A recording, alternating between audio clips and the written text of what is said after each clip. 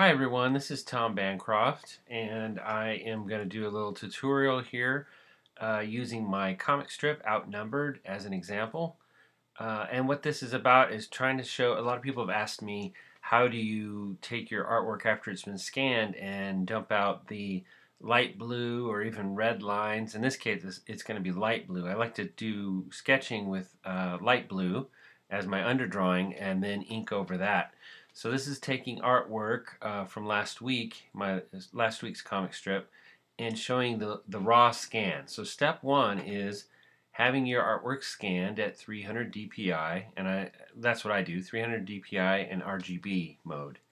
So hopefully you already know how to do that.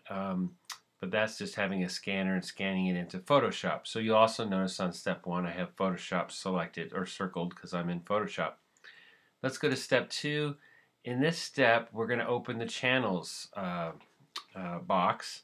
In my case, it's in with my layers and stuff, and I just hit the channels box. But you'll see that all four RGB, red, green, and blue are selected. That's the way it's naturally going to be because this is an RGB selection.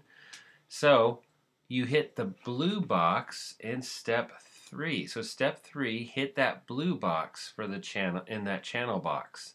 Once you hit that blue box, all the blue is gonna go away, which seems weird. You'd think it would be just the opposite. It would only show the blue. It doesn't. It takes the blue out. So now look at the artwork. See how it's all of a sudden all that blue line has disappeared? That's great, right?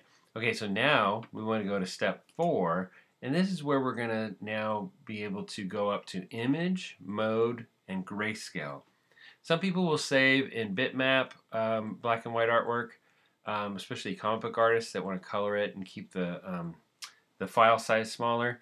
I just do grayscale because it's just what I know, and I tend to get better quality out of grayscale. I know there's a way to do bitmap and make it look nice too. I just don't know what it is.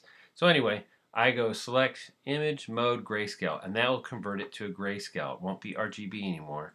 It's just going to be grayscale, and that's just going to save it that way so that I can now play with the gray tones.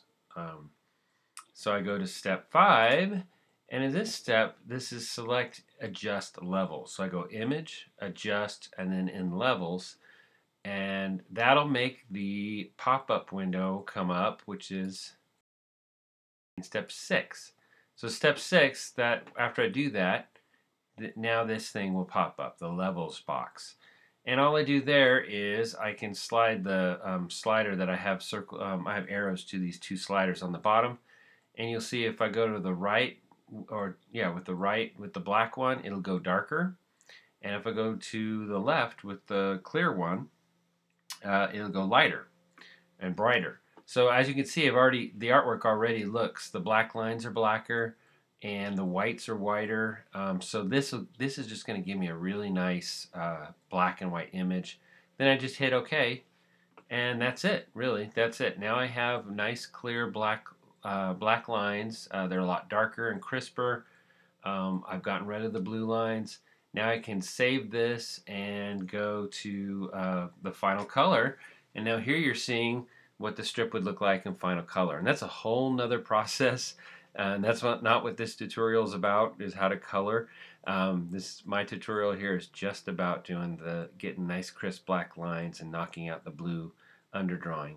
So check out Taught by a Pro, where I do more art instruction. And also I'm on Patreon. I have a Patreon for my Outnumbered comic strip, and I'd love it if you become one of my patrons. Thank you.